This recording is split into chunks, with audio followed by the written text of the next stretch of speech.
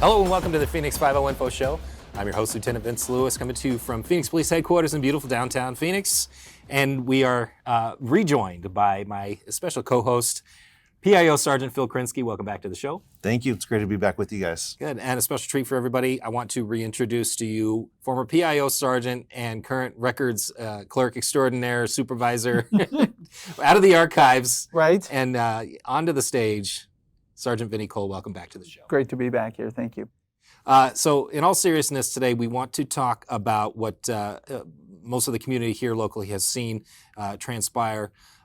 Sadly, we did lay to rest one of your own, Officer Zane Coolidge, who was attacked and died in the line of duty, shot alongside of his partner while responding to a call.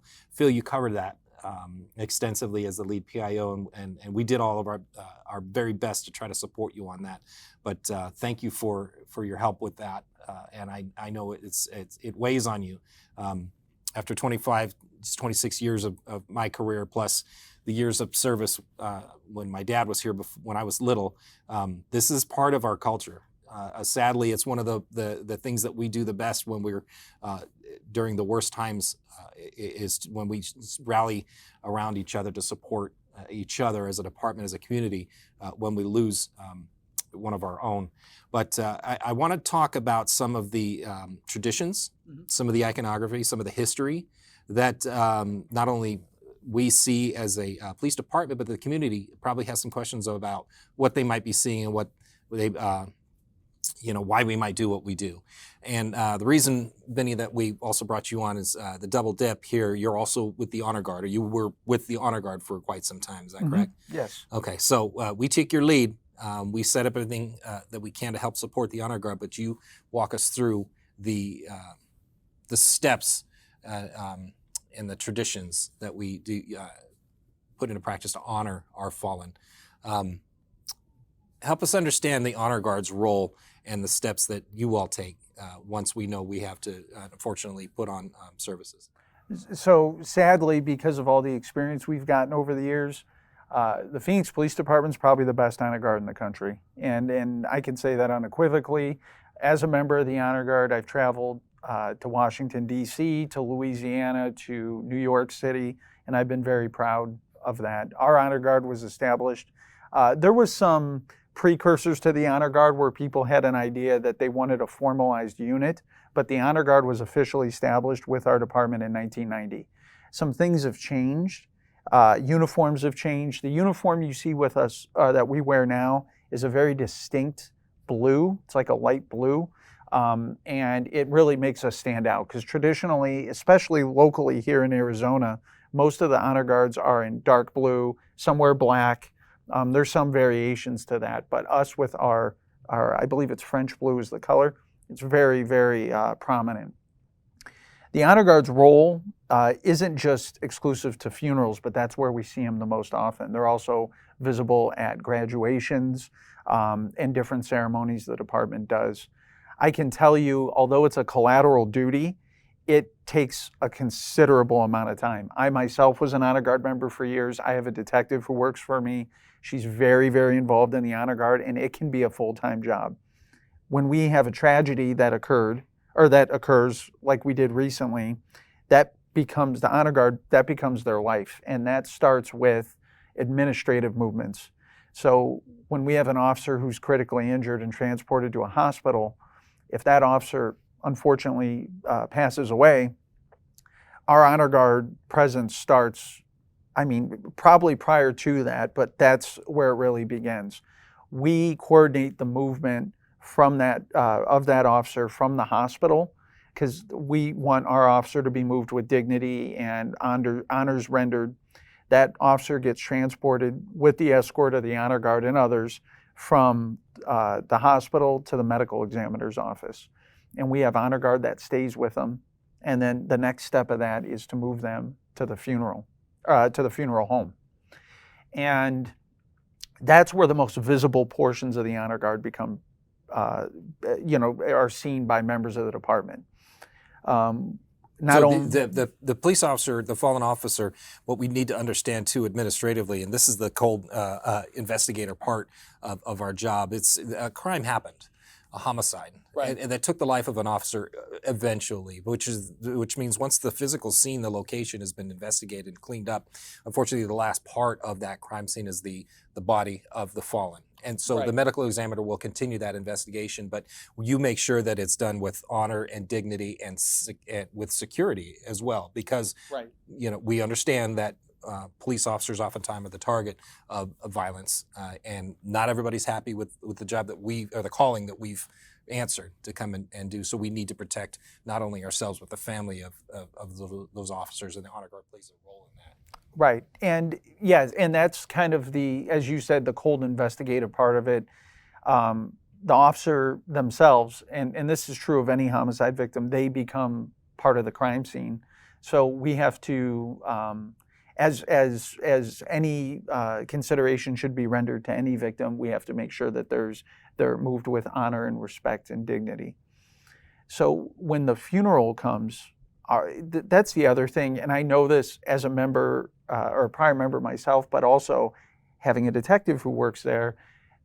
They don't just show up to the funeral and go. They're hours and hours ahead of time, and the Honor Guard uniform isn't necessarily the most comfortable and aerated uniform to wear. So our officers, our Honor Guard members, are getting to the cemetery, to the funeral, to the church, wherever the services are being held, in portions. So some go to certain parts of the ceremony, and they're out there practicing and basically planning to get everything squared away for the funeral itself.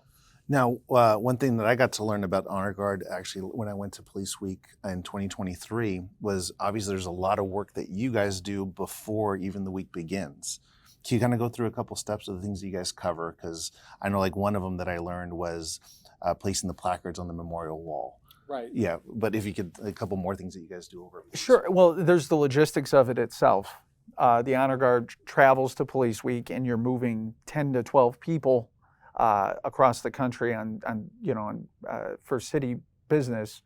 That can be complicated. But yes, they go to the memorial and they decorate, or they annotate each one of our officers where their names are with a placard. They also participate in the candlelight vigil. They also participate in various parades that are there. There's a couple of ceremonies that they do at Police Week. We do a watch of the memorial. So they do a 10-minute switch out of all the Honor Guards. You may have seen that, where they stand with the wreath. I had the honor of doing that 3 times. That is, we're really highlighted nationally, on a national level, when we do that, because there's Honor Guards from all across, not only the United States, but also the world at those events. And you may have seen there's a lot of English police officers that come, and Australian. And when it comes to funerals, I wanted to, if I may, talk a little bit about some of the things you'll see and hear at some of those funerals. There's a lot of parallels between military customs and courtesies and police customs and courtesies. The playing of taps, that has its roots in military. We have the riderless horse. We have the 21-gun salute. Those are things that you'll hear and see, and those are things that have to be coordinated well in advance. And a lot of times what our Honor Guard members are doing is they're doing this stuff on the fly. We don't know where the family's going to pick to have services. We don't know what the cemetery is going to look like. And there's always variables thrown in there, weather, construction, any number of things. So you have this long procession, but you also have to have a lot of boots on the ground at the place of the ceremony to be able to accommodate the officer. Ultimately, what we do is, our purpose is to honor that officer, and they do a phenomenal job. From the time I started on this department until today, I've been continuously impressed with our Honor Guard. So real quick, I want to talk about the riderless horse, because I've noticed the boots are backwards. Is that on purpose? It is. It's on purpose, basically showing that the rider is no longer on the horse. Okay, and then the 21-gun salutes, are there 21 rifles that are out there? Or No, there's 7 with 3 volleys. And that goes back to an old naval tradition where you're basically trying to enter a port and you're exchanging cannon fire to show that you're a friendly, as opposed to somebody who has malicious intent. But I believe that goes back to naval customs. Okay, and then we have a flyover too. Yes, and the missing man formation. That was the other one I had forgotten. So our air unit, in conjunction with other air units in the state, will fly together, and then one of the aircraft will peel off, basically showing it's leaving. So I know you've been with the department for quite a few years now. I mean, have you seen quite a few changes from the Honor Guard from the time that you started to now? There's some logistical changes. One thing that's been consistent is like the uniform has been that way since I became a member. But they're always looking to do things better. And if you would have asked me when I first saw them, what I thought of them, I would have said they were phenomenal, and they keep outdoing each other or themselves year after year with improvements. And there's also staffing changes. People retire from the police department and have to kind of pass the torch of the Honor Guard. And all the members and all the OICs, or the officers in charge of that unit, have been phenomenal in keeping consistent service to our fallen and to their family. Yeah, we just recently celebrated the retirement of Lieutenant Mark Tovar, right, who was IC running for numerous years. I mean, I've been around almost as long as he has, and I've always known his connection to the Honor Guard. Yes, and the one other thing I'd like to point out is, when these tragedies happen, they don't necessarily happen during business hours. So with this being a collateral duty, we have these officers come from home, come from work.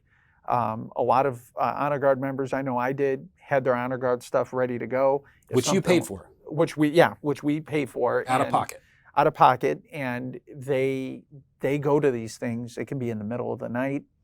Sadly, there's no business hours for this type of thing. And there's no overtime. There's no overtime. So generally, I mean, right. You guys are doing this out of, like I said, there's a lot of your own, your time, your family's time. They do a it. lot of things that you've invested in doing this out of your honor and dedication. Right. Every member of the Honor Guard that I've ever met or known is passionate about what they do. So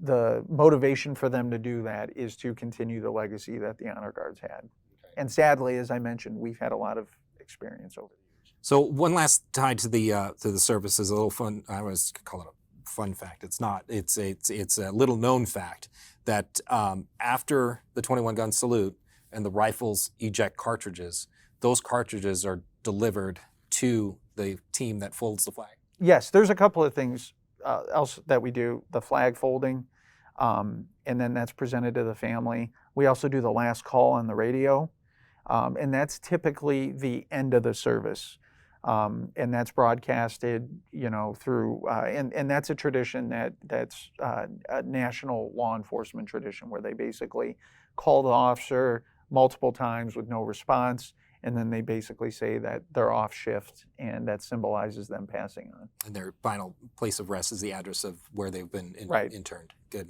All right. I want to thank Sergeant Vinnie Cole. Yes. For again your service, your honor, your dedication, not only to the department but to the Honor Guard and the community. Thanks for all the help that you've bailed me out of over time. We're going to do some more historical episodes with the podcast. I want to thank my co-host Phil Krynsky for showing up. Thank you for having me. And, I just want to add on to what Lieutenant Lewis is saying. I mean, you making sure the tradition continues and people knowing about those stories, I think it's very important. So thank you for sharing that. Follow us on social and you'll see the Honor Guard's work and you'll be able to join in the tribute that they work so hard to put out there for us in the community. I would like to thank the crew for helping to produce the show, and I want to thank you, the listener, the viewer, for joining us. And I want to remind everybody that you too can help solve crime in your community by sending tips to Silent Witness, potentially earn a cash reward. Visit silentwitness.org or call 480-WITNESS. Join us on all social media platforms. We're hiring. Go to joinphxpd.com. And remember, we're all in this together.